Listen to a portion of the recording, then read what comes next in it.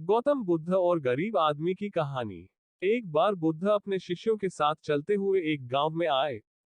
उन्होंने अपने शिष्यों के साथ कुछ दिनों के लिए गांव में रहने का फैसला किया। ये खबर गांव में आग की तरह फैल गई कि गौतम बुद्ध उनके गांव आए हैं। लोग बुद्ध को देखने आने लगे और वे अपनी समस्याओं का समाधान पूछने लगे। बुद्ध भी उन्हें उनकी समस्याओं के सभी समाधान दे रहे थे। इस बीच एक ग्रामीण ने बुद्ध से कहा, हे भगवान, हम सभी गांव में कड़ी मेहनत करके अपना जीवन यापन करते हैं और हम धन्यवाद करते हैं, उसने हमें जो कुछ भी दिया है उसके लिए सर्वशक्तिमान है। लेकिन हमारे गांव में एक व्यक्ति है जो कोई काम नहीं करता है और अपनी गरीबी के लिए सर्वशक्तिमान को हर समय दोषी ठहराता रहता है। वह हमेशा भगवान को कोसता और गाली देता रहता है। अगर हम उसे रोकने की कोशिश करते हैं तो वह हमें भी गाली देना शुरू कर देता है। हमें समझ में नहीं आ रहा है कि क्या करें। बुद्ध मुस्कुराते हुए कहा, आप लोग कृपया उसे मेरे पास ले आओ। एक ग्रामीण ने कहा, तथागत, वह व्यक्ति बहुत कठोर है, वह आपको गाली भी दे सकता है और हम उसे आपका अपमान करते नहीं देख सकते, इसलिए उसे यहाँ बुलाना उचित नहीं है। बुद्ध मुस्कुराए और कहा, चिंता मत करो, तुम उसे यहाँ लाओ, उससे कहो कि भगवान बुद्ध तुम्हारी समस्याओं का समाधान कर सकते हैं। गांव वाले उसे पहले लाने गए। उस व्यक्ति ने जाने से इनकार कर दिया और कहने लगा, बुद्ध पाखंडी हैं, वे सभी नकली हैं, मैं किसी के पास नहीं जाऊंगा।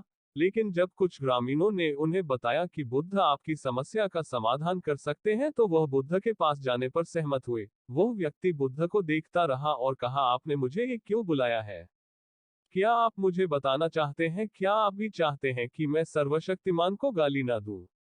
जो उन्होंने मुझे दिया है वह मुझे गाली क्यों न दे? उसने मुझे ये बेकार शरीर दिया, लेकिन शरीर के लिए धन की भी आवश्यकता है। सर्वशक्तिमान ने क्यों नहीं दिया मुझे पैसे? मैं इस बेकार शरीर के साथ क्या करना चाहिए? अगर आप मेरी पैसे की समस्या को हल कर सकते हैं तो ये ठीक है, अन्यथा अपनी बोरी पैक करें और इस गांव से बाहर निकले। मुझे पता है कि सभी भिक्षु नकली हैं। बुद्ध उसको सुनकर गुस्सा होने के बजाय मुस्कुरा रहे थे। रसन का शब्द। बुद्ध ने उस व्यक्ति से कहा, मेरे दोस्त, मैं न तो आपसे ईश्वर में विश्वास करने के लिए कह रहा हूं और न ही आपको उस पर विश्वास न करने के लिए कह रहा हूं। किसी व्यक्ति के सुख दुख का कारण उसका अपना कर्म है, इसलिए यदि आप कड़ी मेहनत करते हैं तो किसी और को कोसने के बजाय तो आपकी पैसे की समस्या हल हो सकती है। बुद्ध की बात सुनकर वह आदमी उग्र हो गया और कहा, मुझे आपके व्याख्यान की आवश्यकता नहीं है, आप मुझे एक पाखंडी की तरह दिखते हैं। मैं यहाँ केवल पैसे की उम्मीद में आया था। मुझे बताओ कि क्या आप मेरी पैसे की समस्या को हल कर सकते हैं, अन्यथा जाओ यहाँ से। बुद्ध ने देखा कि यह व्यक्ति को समझ में नहीं आ रहा है। जैसे इस बुद्ध ने उस व्यक्ति से कहा, देखो दोस्त, मेरे पास पैसे नहीं है और न ही मुझे किसी भी पैसे की जरूरत है। लेकिन हाँ, मैं एक राजा को जानता हूँ, मैं उससे पैसे ले सकता हूँ, लेकिन बदले में आप उस राजा को भी कुछ देना है। उस आदमी ने कहा कि मैं राजा को क्या दे सकता हूँ, मेरे पास उसे देने के लिए कुछ नहीं है। तो बुद्ध ने कहा, राजा का एक बेटा है जो जन्म से अंधा है। राजा के चिकित्सा सलाहकार ने कहा है कि अगर वे एक जीवित व्यक्ति की आंखें प्राप्त करें तो वे इलाज कर सकते हैं। राजा के बेटे की आंखें जरूरत है। अगर तुम अपनी दोनों आंखें राजा के बेटे को दे दो तो राजा तुम्हें तुम्हारे वजन के बराबर सोने के सिक्के देगा और फिर तुम इनसे अपना जीवन जी सकते हो। बाद में उस व्यक्ति ने क्रोधित होकर कहा कि तुम क्या कह रहे हो, मुझे अपनी आंखें देनी होंगी, मैं अपनी आंखें किसी को क्यों दूं? आदमी ने कहा, हाँ, मुझे पैसे की जरूरत है, लेकिन इसका मतलब यह नहीं है कि मैं पैसे के लिए अपनी आंखें बेचूंगा। अगर मेरे पास आंखें नहीं होंगी तो मैं पैसे का क्या करूंगा? बुद्ध ने कहा, ठीक है, अगर दोनों आंखें नहीं दे सकते तो कम से कम एक दे सकते हो। तुम्हारी एक आंख की भी मैं तुम्हें राजा से तुम्हारे वजन के बराबर सोने के सिक्के दिला सकता हूँ। उस आदमी ने कहा, क्या तुम पागल हो गए हो? मैं सोने के सिक्कों के बदले में अपनी एक आंख भी नहीं दूंगा। मेरी आंखें अनमोल हैं, मैं अपनी कीमती आंख कैसे बेच सकता हूँ? बुद्ध ने कहा, अगर आपको बदले में पैसे चाहिए तो राजा को आपको कुछ देना होगा।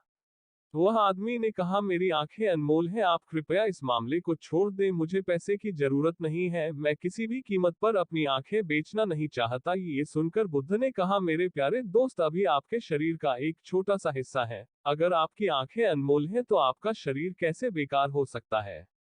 गौतम बुद्ध के इन शब्दों को सुनकर उस व्यक्ति की आंखों में आंसू आ गए और वह गिर गया बुद्ध के पैर और रोने लगे। बुद्ध ने उसे उठा लिया और कहा कि मेरे दोस्त, प्रकृति ने हमें यह अनमोल शरीर दिया है, लेकिन अधिकांश लोग इसे अनदेखा करते हैं और खुद को कोसते रहते हैं। कुछ क्षण पहले आप सोच रहे हैं कि आपका शरीर बेकार है, लेकिन अब आप ये सोच रहे हैं अमूल्य, वास्तव में मनुष्य को जो कुछ भी मुफ्त में मिलता है वो उनकी कीमत नहीं समझता है, इसलिए हमें प्रकृति का आभारी होना चाहिए कि उसने हमें यह अनमोल शरीर दिया है जो सभी जीवित प्राणियों में सबसे अच्छा है।